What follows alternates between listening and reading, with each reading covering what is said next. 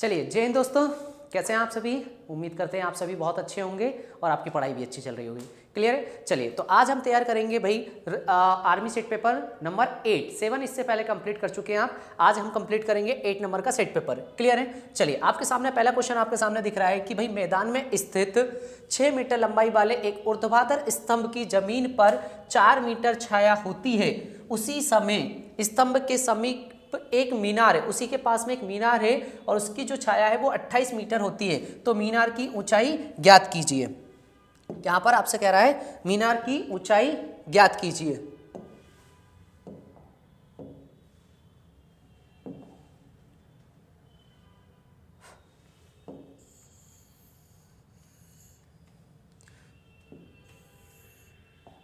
चलिए तो यहां पर कह रहा है आपसे कि मीनार की ऊंचाई ज्ञात कीजिए। क्लियर है। चलिए तो भाई सॉल्व करने की कोशिश करिए आप लोग, आपसे सॉल्व होगा और बिल्कुल क्वेश्चन बनेगा। देखिए आपसे कह रहा है कि मैदान में स्थित 6 मीटर लंबाई वाले एक ऊर्ध्वाधर स्तंभ की जमीन पर 4 मीटर छाया होती है। उसी समय स्तंभ के समीप मीनार की 28 मीटर छाया होती है। मतलब स्तंभ के पास में ही एक मीनार भी है। क्लियर है। चलिए तो देखिए सबसे पहले हम समझते हैं हमारे पास में एक स्तंभ होगा, ये एक स्तंभ है, समझ लीजिए। ठीक है ना। ये स्तंभ क्या है, मैदान में स्थित 6 मीटर लंबाई वाले एक ऊर्ध्वाधर, मतलब आपका लंबाई में खड़ा हुआ है ऊर्ध्वाधर स्तंभ की जमीन पर 4 मीटर की छाया होती है। 6 मीटर के क्या है, ऊर्ध्वाधर स्तंभ है और इसकी छाया कितनी पड़ रही है, 4 मीटर छाया पड़ रही है। तो आपने इस तरह से इसको बोला कि सर ये 4 मीटर इसकी छाया हो गई, 4 मीटर इसकी क्या हो गई, छाया हो गई, और ये 6 मीटर का आपका स्तंभ है। तो इस तरह से ये जो बन रहा है आपका ट्रायंगल इस तरह से कंप्लीट कर रहा है ये आपका। क्लियर है। फिर आपसे कहा है इसने कि इसी में, इसी के समीप, मतलब इसी के पास में ही यहीं पर खड़ी है। देखो ये पास में ही खड़ी होगी एक मीनार। ठीक है ना। अब मीनार क्या कह रहा है कि स्तंभ के समीप एक मीनार की 28 मीटर छाया होती है। 28 मीटर इसकी छाया होगी, मतलब कहने का मतलब है कि इसकी जो छाया होगी इस प्रकार से होगी। अब 28 मीटर इसकी छाया है तो आपसे कह रहा है कि मीनार की ऊंचाई ज्ञात कीजिए। अब मीनार की आपको ये हाइट को ज्ञात करना है। अब आपको पता नहीं है कि मीनार की हाइट क्या होगी। अब एक चीज समझिए, जब ये यहां पर आपका 4 मीटर है, मेरी बात को समझना बेटा, तो ये कितना है आपका 6 मीटर। बात समझ में आ रही है। जब ये आपका 4 मीटर है तो ये आपका 6 मीटर है। जब ये आपका 28 हो जाएगा, मेरी बात को सुनना, इसको 28 कर रहा हूं 4 को, तो इसमें 7 का मल्टीप्लाई करेंगे, तो 7 का मल्टीप्लाई करेंगे तो ये कितना बना लेगा 28, मतलब ये यहां से कंप्लीट हो जाएगा। तो उसी प्रकार से 7 का मल्टीप्लाई इससे कर देंगे हम, तो कितना होगा आपका 6 7 42। तो ये इसकी जो हाइट होगी वो कितनी हो जाएगी आपकी 42 मीटर हो जाएगी। क्लियर है। तो आपका जो आंसर होगा, राइट आंसर क्या होगा आपका 42 मीटर। ठीक है। चलिए नेक्स्ट क्वेश्चन की ओर बढ़ेंगे। अगला क्वेश्चन आपसे कह रहा है, नेक्स्ट क्वेश्चन आपसे कह रहा है कि भाई 300 का 43% माइनस 300 का 38% क्या है। 300 का 43% माइनस 300 का 48%, सॉरी 300 का 38% क्या है। ठीक है। इसको तो आप निकालिए, बिल्कुल आसान है आपका। ठीक है ना। चलिए तो वीडियो को रोकिए और क्वेश्चन को सॉल्व करना स्टार्ट करिए। अब मैं कंप्लीट करा रहा हूं इसको। देखिए आपसे कह रहा है कि 300 का 43%, तो 300 का 43% कुछ ना कुछ आएगा, 300 का ही 38% आएगा, और वो कह रहा है इसमें से जो भी आए उसमें से माइनस कर देना। तो सर हम इतना काम क्यों करें, इसका भी 43% निकाले, इसका भी 38% निकाले, फिर उसमें से उसको माइनस करें। इससे अच्छा यहाँ पर सीधे ही तो दिख रहा है सर, 43% और 38% में से माइनस कर दो, 43% में से 38% को माइनस कर दो, तो आपका कितना परसेंट आ जाएगा भाई। देखो 38 से आप 43, यानी कि सर आपका सीधी बात है 5% आ जाएगा, आ जाएगा 5%। अब लेकिन ये सर 5% किसका आएगा, तो इन 300 का आएगा। तो आप सीधी बात है कि 300 का 5% निकाल दीजिए। अब 300 का 5% निकालेंगे तो कितना हो जाएगा आपका 15 हो जाएगा। तो राइट आंसर कितना आ गया आपका 15। ठीक है। चलिए ये आपका आंसर है यहाँ पर। ठीक है। बात समझ में आई यहाँ तक। चलिए क्लियर है बात है।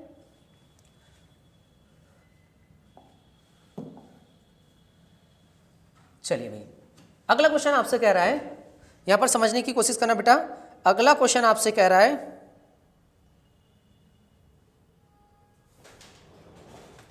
यदि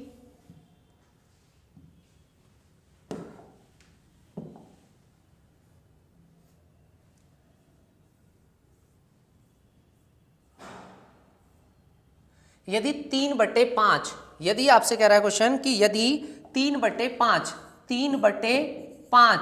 अनुपात x समानुपात 1/5 अनुपात 2/3 हो तो x का मान ज्ञात कीजिए। क्लियर है? अब यहां पर देखो, 1 मिनट के लिए सुनना मेरी बात को बेटा। अब ये अनुपात का मतलब क्या होता है, देखो मैं बिल्कुल बेसिक से बताता हूं आपको ताकि आपको क्लियर रहे। क्लियर है? देखो 3/5 आपका है, अनुपात का मतलब क्या हो गया बटे में, और ये क्या है आपका 1 से। फिर समानुपात का मतलब क्या हो गया बराबर 1/5, और अनुपात का मतलब बटे, और 2/3 आपका क्या आ जाएगा, यहां पर आ जाएगा। फिर इसके बाद देखिए यहां पर क्या करेंगे आप 3/5। अब इसके पास में देखो ये आपका कंप्लीट था अंश और हर में, लेकिन इसके पास कंप्लीट नहीं था तो इसके पास आपने दिया 1, तो ये कितना हो गया x/1। तो आपका 3/5 तो हो जाएगा, लेकिन x/1 को आप पलट देंगे तो 1 आपका क्या हो जाएगा x हो जाएगा। हो गया। फिर आपने लगाया यहाँ पर बराबर 1/5 आपने फिर लिखा और इसको पलट दिया, तो आपने 2/3 को पलटा तो 3 कितना आ गया आपका 2 आ गया। क्लियर है यहाँ तक? फिर देखो आप यहाँ पर सुनना, यहाँ पर देखो बराबर की सिचुएशन में आपके क्या होते हैं सर, सामने के आपके कैंसिल हो जाते हैं, तो ये आपका 5 से 5 कैंसिल हो गया, तो आपका x के सामने आपका 2 बचा है, तो मान के चलिए आप x का मान कितना आ गया 2। नहीं समझ में आ रहा है तो x का मल्टीप्लाई 1 में करोगे तो x, और 2 का मल्टीप्लाई 1 में करोगे तो 2, x का मान कितना आ जाएगा आपका 2 आ जाएगा। क्लियर है? चलिए अगले क्वेश्चन की ओर बढ़ेंगे हम। यहाँ पर अगले क्वेश्चन की ओर बढ़िएगा और अगला क्वेश्चन करने की कोशिश कीजिएगा। ठीक है? चलिए, एक त्रिभुज तीनों भुजाओं का अनुपात, एक त्रिभुज के तीनों भुजाओं का अनुपात 2:3:5 है, वह त्रिभुज क्या होगा? अरे भाई एक त्रिभुज है, सुनना मेरी बात को, एक त्रिभुज कह रहा है कि जिनका त्रिभुज की भुजाओं का अनुपात कितना है 2:3:5 है। अब देखो जब आपके देखो त्रिभुज आपके मेनली 3 प्रकार के हो गए आपके भुजाओं के आधार पर, ठीक है ना। त्रिभुज कितने हो गए आपके भुजाओं के आधार पर, मेनली 3 होते हैं। ठीक है, तो देखो त्रिभुज में आप 3 को बहुत अच्छे से समझ लीजिए पहले, बाकी तो हम बाद में पढ़ेंगे ही पढ़ेंगे। देखो एक त्रिभुज होता है आपका विषम बाहु त्रिभुज, एक त्रिभुज होता है आपका समबाहु त्रिभुज, और एक होता है आपका समद्विबाहु। विषम बाहु, समबाहु, समद्विबाहु। क्लियर है? अब विषम बाहु त्रिभुज में क्या होता है, देखो इसके नाम से क्लियर हो रहा है विषम बाहु। अच्छा, विषम का मतलब क्या होता है, जो चीजें अलग अलग हो उसे क्या कहते हैं हम, विषम बाहु। तो आपके देखिए यहाँ पर बाहु का मतलब क्या हो गया भुजा, और विषम का मतलब अलग, तो अलग अलग भुजाओं वाले त्रिभुज को विषम बाहु त्रिभुज कहेंगे। समबाहु, समान भुजाओं वाले त्रिभुज को क्या कहोगे, समबाहु त्रिभुज। समद्विबाहु मतलब दो भुजाएं समान हो तो उसे क्या कहोगे, समद्विबाहु त्रिभुज। समझ में ही बताए? तो देखो यहां पर विषम बाहु त्रिभुज में क्या होता है, ए बी सी तीनों आपस में कोई भी बराबर नहीं होता है, इसलिए इसे कहा जाता है विषम बाहु त्रिभुज। समबाहु त्रिभुज में क्या होता है, तीनों भुजाएं आपस में बराबर होती है, इसलिए इसे कहा जाता है समबाहु त्रिभुज। क्लियर है? यानी कि यहां पर कह सकते हैं हम ए बी और सी तीनों भुजाएं आपस में क्या होती है, बराबर होती है। यहां पर कोई भी दो भुजाएं आपस में बराबर कर दीजिए, ए और बी को बराबर कर दो और बराबर नहीं होगी आपकी सी, तो वो क्या कहलाएगा आपका समद्विबाहु त्रिभुज। तो आपसे कह रहा था एक त्रिभुज जिसकी तीनों भुजाओं का अनुपात, जब अनुपात अलग अलग है तो भुजाएं भी अलग अलग होंगी, और भुजाएं अलग अलग होंगी तो आपका आंसर क्या होगा, विषम बाहु त्रिभुज होगा। समझ में आई बातें यहां तक? चलिए आगे बढ़े, चलिए अगले क्वेश्चन की ओर बढ़ेंगे। यहां पर अगला क्वेश्चन आपसे कह रहा है भाई,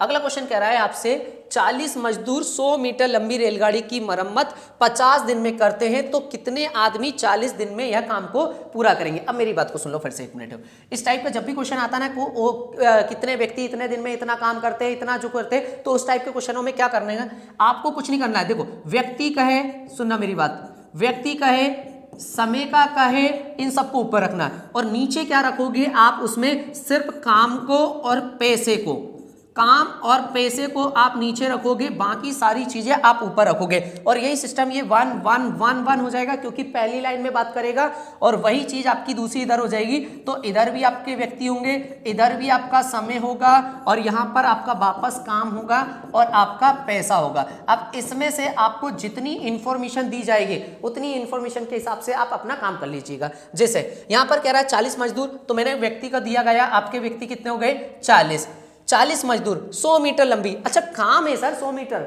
समय है क्या, नहीं, क्या है काम, तो काम को कहां लोगे आप, नीचे लोगे। 100 मीटर लंबी रेलगाड़ी की मरम्मत करते हैं, ठीक है भाई, 100 मीटर लंबी रेलगाड़ी होगी उसकी मरम्मत कर रहे हैं।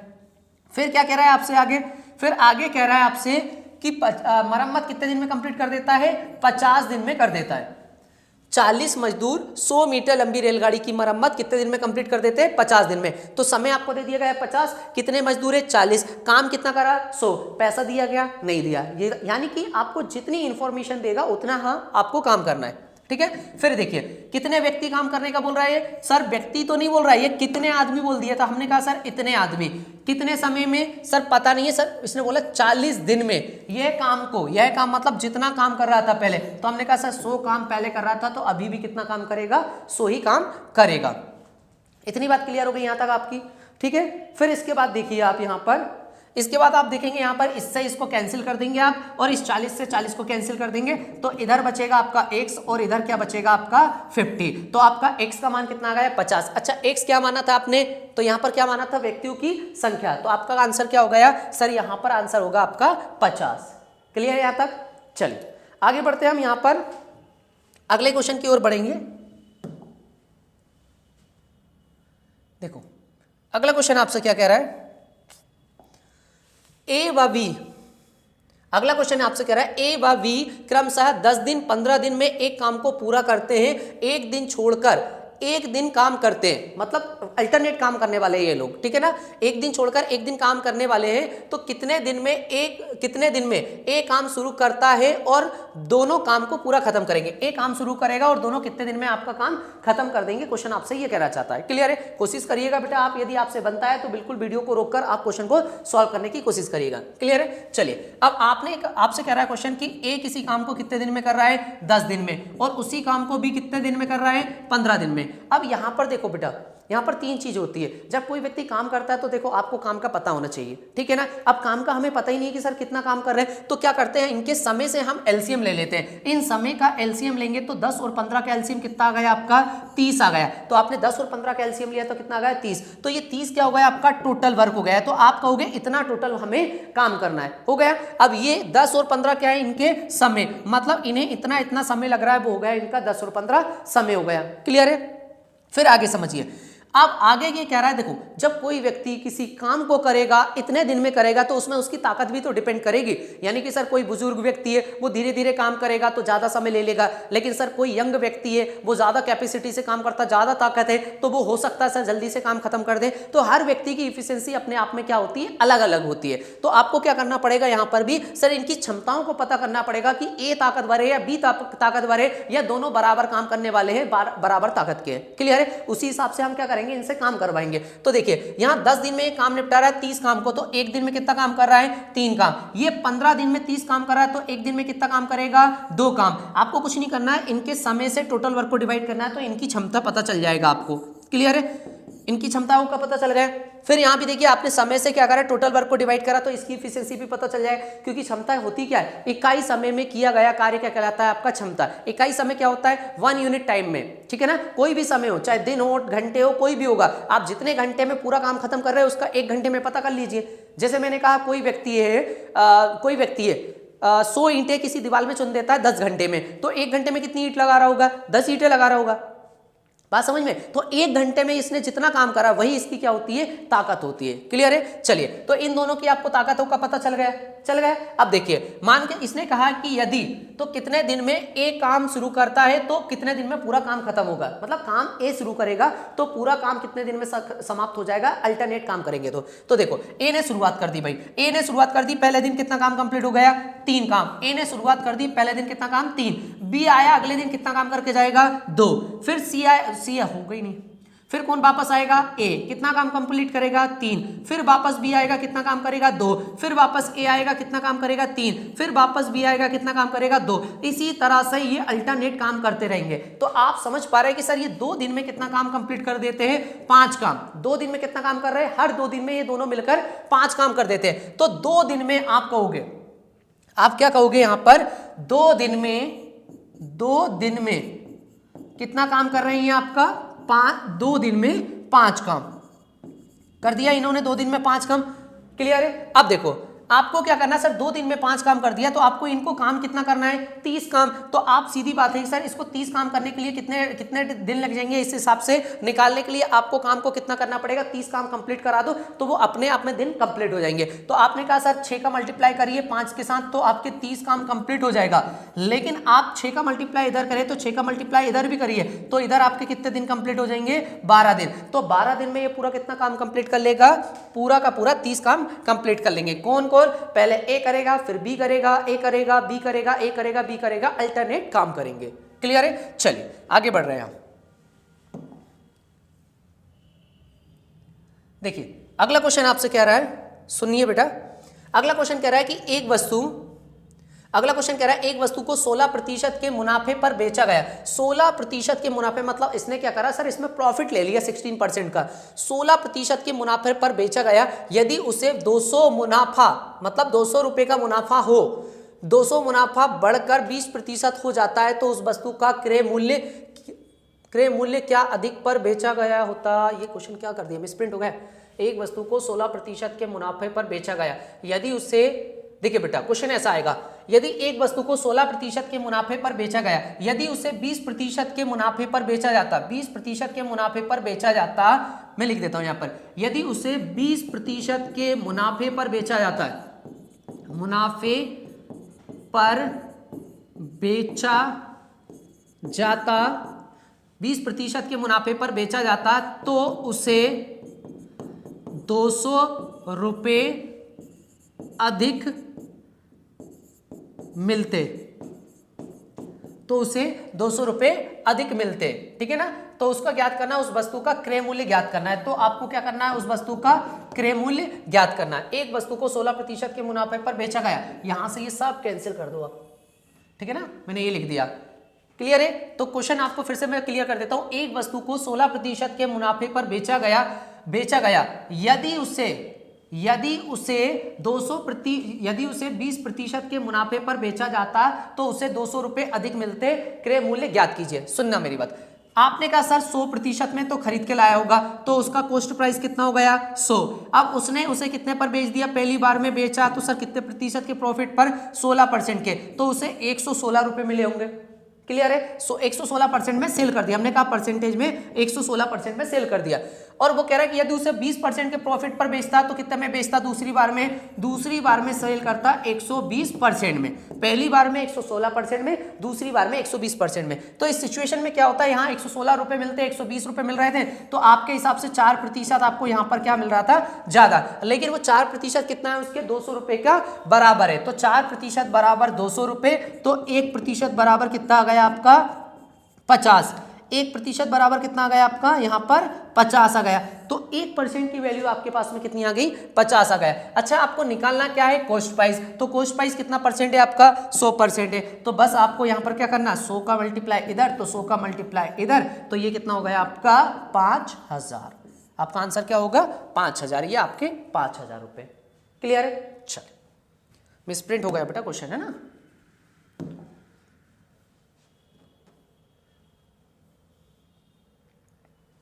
चलिए अगला क्वेश्चन आपसे क्या कह रहा है, देखिए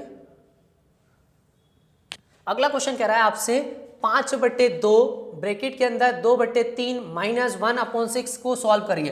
देखिए 5/2 ब्रैकेट के अंदर 2/3 -1/6, इसको सॉल्व करो बेटा आप लोग। चल तो देखो 5/2, 3 और 6 का एलसीएम कितना हो गया बेटा, 6। 3 से 6 को कैंसिल करोगे 2, 2 का मल्टीप्लाई 2 में करोगे तो कितना आ गया, 4। ये माइनस का साइन। 6 से 6 को कैंसिल करोगे 1, 1 का मल्टीप्लाई 1 में करोगे तो 1। फिर आपका यहाँ पर कितना आ गया, 5/2। 4 में से 1 गया तो कितना आएगा आपका 3, और नीचे कितना आ गया आपका 6। 3 एकम 3, 3 दूनी कितना हो गया 6। 3 दूनी कितना होगा आपका 6। और फिर 5 का मल्टीप्लाई 1 में करोगे तो कितना आएगा आपका 5, और 2 का मल्टीप्लाई 2 में करोगे तो कितना आएगा आपका 4। तो आपका आंसर कितना आ गया 5/4। हो गया यहां तक क्लियर। चलिए अब तो आपको क्लियर ही होगा।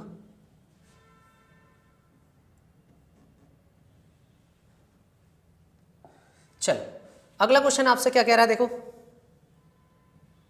अगला क्वेश्चन कह रहा है आपसे, एक व्यक्ति एक निश्चित मासिक वेतन और उस पर एक निश्चित वार्षिक वृद्धि से उसकी नौकरी की शुरुआत करता है, ठीक है। यदि 4 वर्ष की सेवा के बाद उसका मासिक वेतन 1500 रुपए, यानी कि सर उसने कोई ना कोई सैलरी से स्टार्ट करा, 4 साल में उसका वेतन कहां पर पहुंच गया, 1500 रुपए पर पहुंच गया। यहां से यहां पर 4 साल में उसका वेतन पहुंच गया 1500 रुपए, और 10 साल पश्चात उसका कितना हो जाएगा, 1800 रुपए। यानी कि सर 10 साल में वो कितने रुपए कमा लेगा, 1800 रुपए। 4 साल में 1500 है तो 10 साल में कहां पर पहुंच जाएगा, 1800। 10 साल लग जाएंगे उसे 1800 रुपए तक पहुंचने में। क्लियर है? तो एक चीज आपको क्लियर हो गई। बोले सर क्या हुआ यहां पर, तो देखो 1500 तक तो आप 4 साल में पहुंच गए थे, मतलब 300 रुपए आपने ऐड करे। सुनना मेरी बात को बेटा, आपने 300 रुपए को ऐड करा है,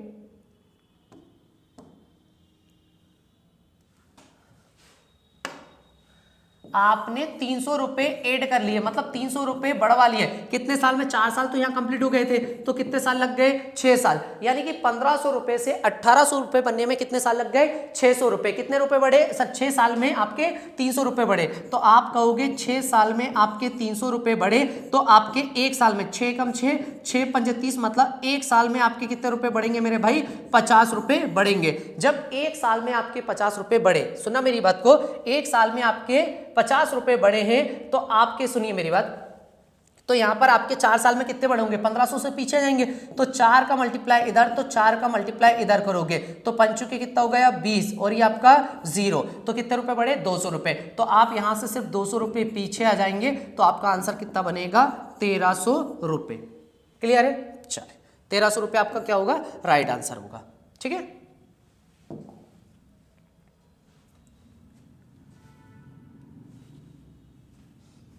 अगला क्वेश्चन, स्मिता, सुनिए मेरी बात बेटा, स्मिता 35 दिनों में 25 टोकरी बुनती है। स्मिता 35 दिनों में 25 टोकरी बुनती है, वह 110 टोकरियां कितने दिनों में बुनेगी। सुनना मेरी बात बेटा, 35 दिन में कितनी टोकरियां बुन रही है, 35 दिन में 25 टोकरियां, ठीक है ना। तो आप इसको ऐसा बोलिए, 25 टोकरी कितने दिनों में, 35 दिनों में, ठीक है ना, 35 दिनों में। 25 टोकरी बनाने में लगेंगे 35 दिन। तो एक बात बताओ, एक टोकरी बनाने में आपको कितना टाइम लग रहा है, तो एक टोकरी बनाने में, तो ये 25 को आप उधर पहुंचा दीजिए, तो 35/25 दिन लग रहे हैं यहां पर। अब देखो आपको बनाना कितना, वह 110 टोकरी कितने दिनों में बनाएंगे, तो आप 110 बनाना, तो एक बन चुका है, तो 110 का ही आपको क्या करना है, मल्टीप्लाई करना है। तो 110 का मल्टीप्लाई करा तो इधर 110 हो गया, इधर भी आपका 110 हो गया।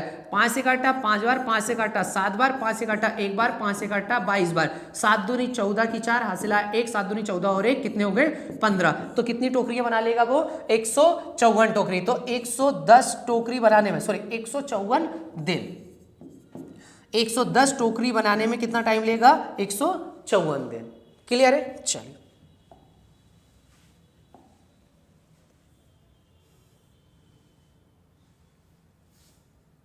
चलो अगला क्वेश्चन आपसे कह रहा है, अगला क्वेश्चन क्या कह रहा है आपसे, एक कमीज बेचते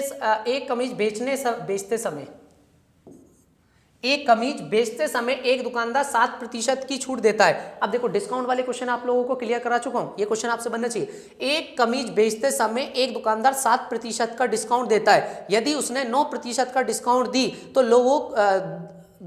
लोगों तो उसका लाभ के रूप में 15 रुपए कम मिलते हैं, लाभ के रूप में 15 रुपए उसे कम मिलेंगे। सीधी सी बात है, कोई व्यक्ति डिस्काउंट दे रहा है, मेरी बात समझो, कोई व्यक्ति डिस्काउंट दे रहा है, पहले उसने 7% डिस्काउंट दिया, तो कम डिस्काउंट देगा तो ज्यादा कमाएगा, ज्यादा डिस्काउंट देगा तो कम कमाएगा। तो यही तो कह रहा है कि पहले उसने कितने % डिस्काउंट दिया, 7%, फिर दे दिया उसने 9%, तो उसे कम ही पैसा मिला होगा ना। तो वो यही तो कहना चाहता है, आपसे 15 रुपए कम मिले। तो सीधी बात है सर, जैसे ही आपने 2% है उसका रेट ऑफ इंटरेस्ट मतलब डिस्काउंट बढ़ाया, तो आपको कितने रुपए का नुकसान हो गया, 15 रुपए का, ठीक है ना। तो लाभ के 15 रुपए का प्रॉफिट हो गया। शर्ट का अंकित मूल्य ज्ञात कीजिए, शर्ट का अंकित मूल्य ज्ञात कीजिए। तो अंकित मूल्य कितना होगा आपका, 100% होगा। तो 2% बराबर 15, तो 100 बनाना, तो 50 का मल्टीप्लाई इधर, तो 50 का मल्टीप्लाई इधर, 15 5 कितना हो गया आपका 75, और ये आपका 0, इधर आपका कितना बन गया 100%। 1% से भी बना सकते हो, लेकिन दिख रहा है सर 2 में आप 50 का मल्टीप्लाई करेंगे तो 100 बन जाएगा, तो 50 का ही मल्टीप्लाई इधर कर दीजिए, तो आपका कितना हो जाएगा 750 रुपए। तो आपका आंसर कितना हो गया 750। क्लियर है?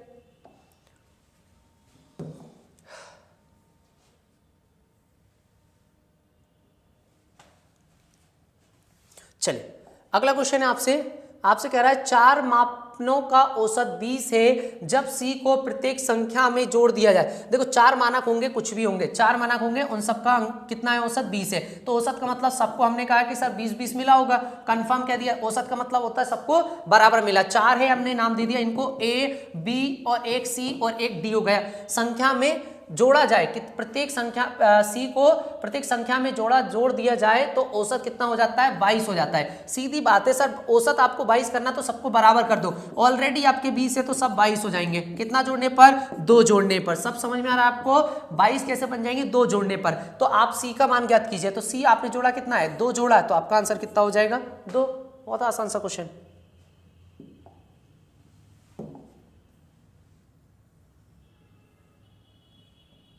चलिए अगला क्वेश्चन आपसे कह रहा है रिक्त स्थान भरे। आपसे ये कह रहा है कि सर 2a बराबर 5b। अरे भाई 2a इंटू है बेटा, इंटू 5b बराबर क्या होगा? तो देखो इनका मल्टीप्लाई कर दो, पहले संख्या का 5 का मल्टीप्लाई 2 से 10, a का इंटू b में करोगे तो कितना हो गया? a और b। तो आपका आंसर कितना होगा? 10ab। ठीक है, चलो आगे बढ़ते हैं। कोण के आधार पर त्रिभुज कितने प्रकार के होते हैं? बताओ, कोणों के आधार पर त्रिभुज कितने होंगे? एक तो होता है भुजाओं के आधार पर और दूसरा होता है कोणों के आधार पर। तो भुजाओं पर तो मैंने बताया आपको विषमबाहु, समबाहु और आपका समद्विबाहु, ठीक है ना। एक और होता है आपका त्रिभुज जो होता है 90 डिग्री का एंगल पे बनता है, वो कौन सा होता है? समकोण। वो होता है कोणों के आधार पर। तो सुनो मेरी बात, आपके कोणों के आधार पर भी आपके 3 प्रकार के त्रिभुज होते हैं, ठीक है ना। तीनों त्रिभुज बता रहा हूं मैं आपसे। सबसे पहला होगा आपका समकोण त्रिभुज। वो कितने डिग्री का होता है? 90 डिग्री का होता है। क्लियर है? एक होता है आपका कितना? न्यून कोण त्रिभुज, जो होता है आपका कोई भी एंगल आपका 90 डिग्री से कम होगा तो क्या हो गया आपका? न्यून कोण, ठीक है ना। न्यून कोण हो गया। एक हो गया आपका ये 90 डिग्री पर कौन सा हो गया? समकोण, मतलब राइट एंगल। और एक होगा आपका अधिक कोण। क्लियर है? तो ये 90 डिग्री से आपका बढ़ गया तो ये क्या हो गया आपका? अधिक कोण।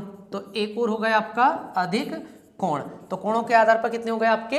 3 हो गए। तो आंसर कितना होगा आपका? 3 होगा।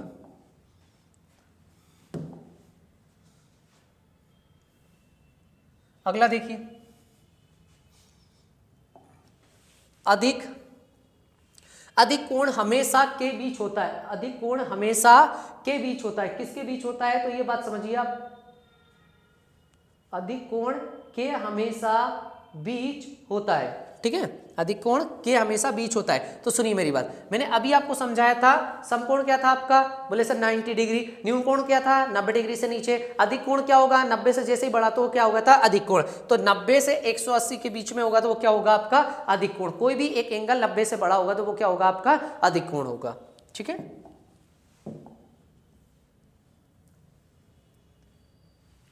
चल अगला क्वेश्चन आपसे कह रहा है कि एक आदमी 2 किलोमीटर पूर्व की ओर चलता है और फिर वह दक्षिण की ओर मुड़ता है और 5 किलोमीटर चलता है, ठीक है ना। फिर वह फिर से पश्चिम की ओर मुड़ता है और 2 किलोमीटर चलता है। इसके बाद वह उत्तर की ओर मुड़ता है और 9 किलोमीटर चलता है। अब वह अपने शुरुआती बिंदु से कितनी दूर, कितने किलोमीटर में है, आपको बताना है। देखो यहां पर समझो, आप लोग कोशिश करो, बाकी मैं इसको क्लियर करा रहा हूं।